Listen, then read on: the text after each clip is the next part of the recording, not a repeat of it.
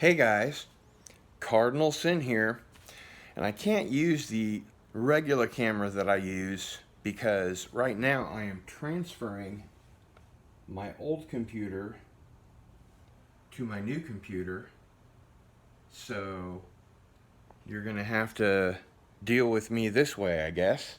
But something came in the mail today, and I wanted to see what it was with you guys. So let's turn it around and take a look. Now I realize that the cinematography may not be great on this one here.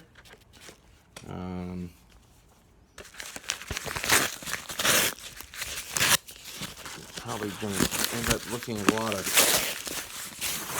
stuff that's blurry and out of focus, and I apologize about that, but hey, that's the deal. Okay, so, ooh, look what we got here. Saint Sinner, which is by Clive Barker, and it's really good. It was made on the Sci-Fi Channel, and I have it on VHS, but I've never seen it on DVD.